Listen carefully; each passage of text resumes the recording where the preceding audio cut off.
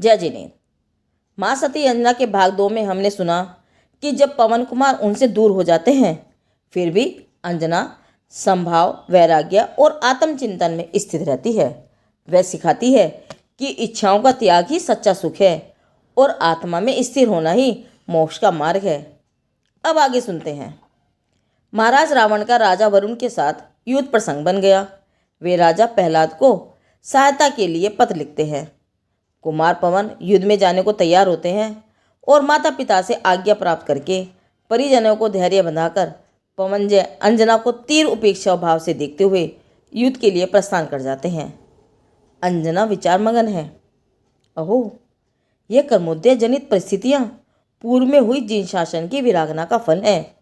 जिस जिन शासन की कृपा से जो जड़ वैभव मिलता है उसी वैभव के मद में उसी जिन शासन की विरागना होती रहती है।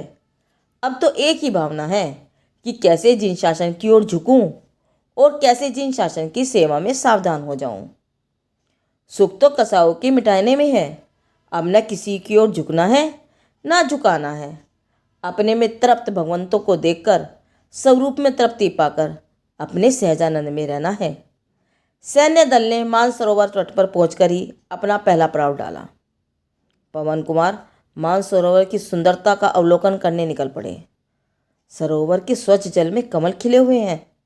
हंस एवं सारस क्रीड़ाएं कर रहे हैं। पास ही एक चकवा चकवी का जोड़ा भी प्रेम आलाप में मगन है। सूर्यास्त हुआ और चकवा चकवी भी बिछड़ गए। साथी के वियोग से संतृप्त चकवी अकेली आकुल व्याकुल हो रही है। वह बार बार अपनी चुंचुका से कमल दल को कुरेद कुरेद कर चकवे को ढूंढ रही है। इस समय कमल का स्वाद भी उसे विषतुल्य प्रतीत हो रहा है। जल में पड़े रहे अपने बिंब को अपना प्रियतम समझ उसे पाने के लिए जल बिलोड़ती, परंतु फिर थक जाती, रुक जाती। नन्ही सी जान का क्रंदन भी नन्हा पर हृदय स्पर्शी और गहरा था। चकवी के आर्तनाद को पवन जय ने सुना। उस ओर देखा जहाँ वह करहा रही थी और व्यथा से व्याकुल हो वे तड़प उठे। सोचा वे क्या कर सकते हैं उसके लिए, क्या देकर उसे धीरज बंधा सकते हैं। कमल का स्निग्ध स्पर्श भी उसे असहाय हो रहा है। परिताप से संतप्त पवन जय के अपराधी हृदय को सब स्मरण हो आया और उनकी आंखों से पूर्व घटनाओं के स्मरण से झरझर आंसू बहने लगे, मानो पिघलता हुआ लोहा हो। अहो, मेरे अहम की जरासी फांक से घोर अनर्थ हो गया और मेरा मन कोमल अंजना के मन को, उसके समर्पण को समझ नहीं सका। जिस प्रकार कसायों की तीव्रता अपराध कराती है उसी प्रकार कसायों की मनता भी पश्चाताप कराती है।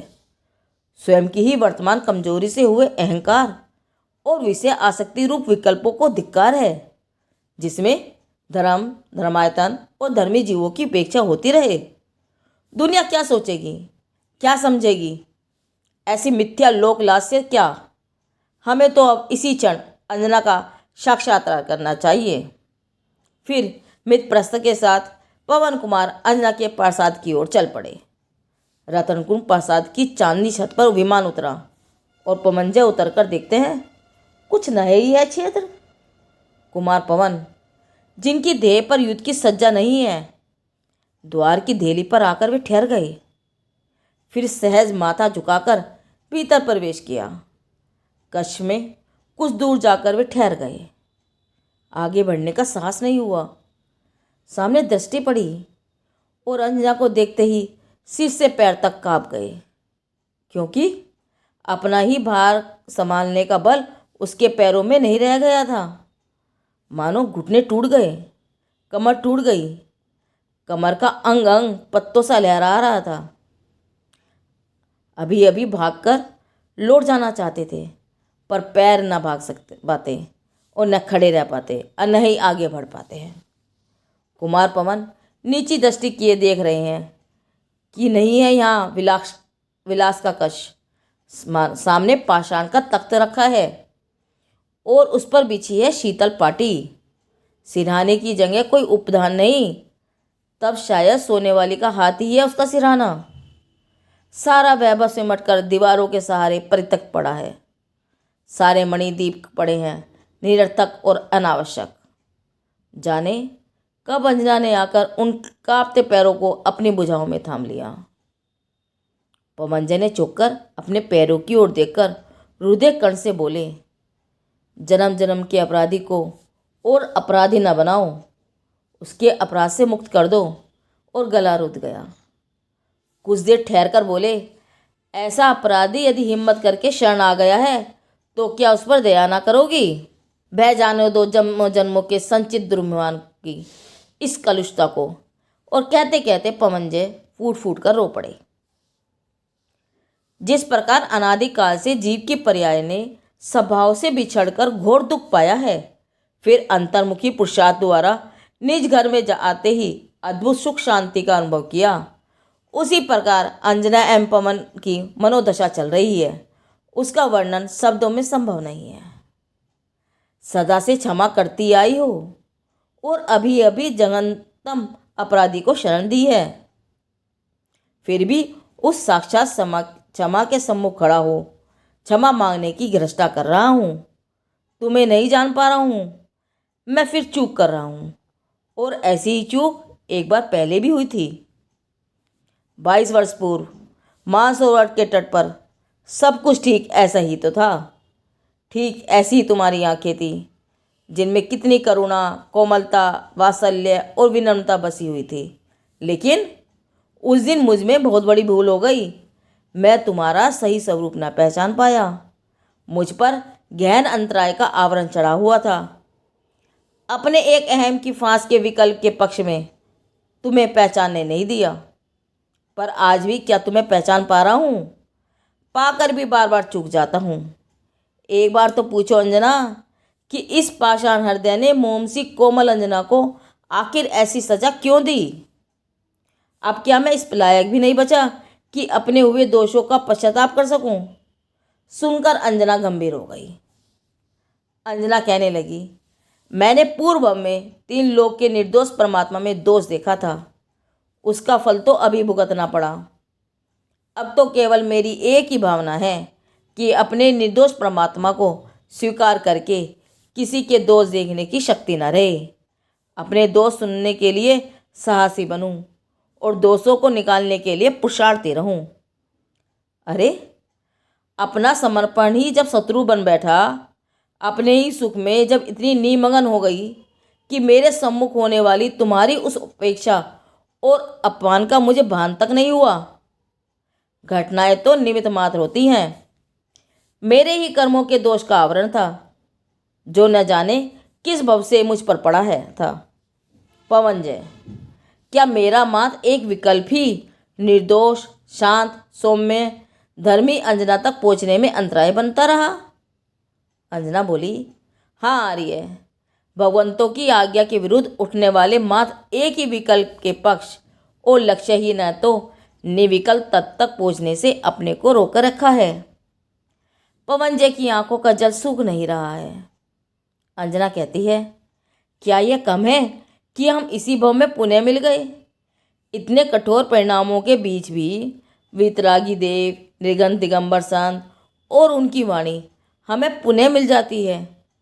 क्या ये हमारा महा सौभाग्य नहीं है? पवनजय बोले, लेकिन अंजना, राग आदि की मनता के काल में भी महा सौभाग्य से मिले देवशास्त्र गुरु और साधर्मी जनों का संग भी जानने का अहम, रुचि की विपरीतता, उपयोग की स्थूलता और अपने सर्वसप्रमण के बिना निकटता नहीं होने देता। ऐसा सौभाग्य भी वर्तमान के प्रमाद से, अज्ञान के पक्ष से, विषय आसक्ति एवं दुर्भावों से दुर्भाग्य में बदल जाता है। फिर भी ज्ञानी गुरुओं की पवित्र दृष्टि में हमारी पवित्रता सदा अखंडित रहती है एवं उनकी पवित्र दृष्टि की अनुकंपा ही हमें स्वयं की दृष्टि में पवित्र स्वीकार कराने में सहायक होती है।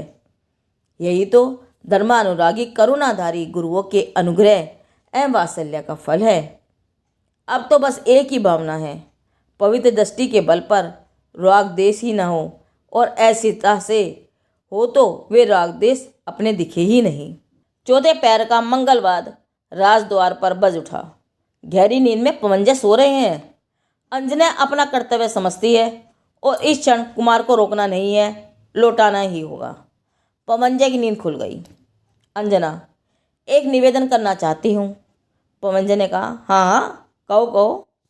अंजना, हे आर्य पुरुष, अनीति और अन्याय के पक्ष में, मद और मान के पक्ष में तुम्हारा शस्त्र नहीं उठेगा।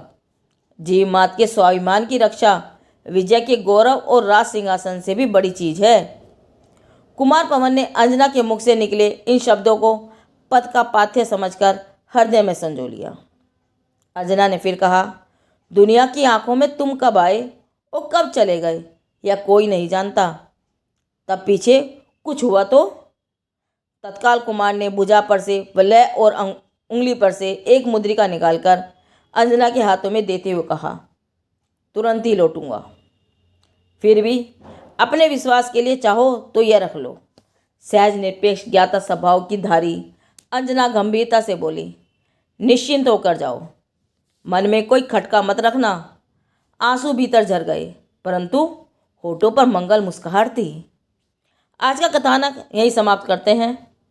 माँ सती अंजना भाग 4 में हम जानेंगे कि देवी अंजना निर्दोष होते हुए भी लोक अपवाद का शिकार बनती हैं और गर्भवती होने पर उन्हें महल से निकाल दिया जाता है। विपरीत परिस्थितियों में भी वे समता, वैराग्य और आत्मज्ञान का मार्ग नहीं छोड़ती हैं। उनकी सखी बसंतमाला उनका साथ देती है और अंजना संसार की नश्वरता को समझते हुए आत्म कल्याण की ओर अग्रसर रहती हैं। यह कथानक आत्म साधिका माँ सती अंजना से लिया गया है, जिसके संकलनकर्ता ब्रह्मचारिणी शशि जैन, ब्रह्मचारिणी नीलिमा जैन, ब्रह्मचारिणी ज्ञानधारा झांझरी और अभिलाषा जैन जी हैं। जिनदेव की वाणी आगम वाणी।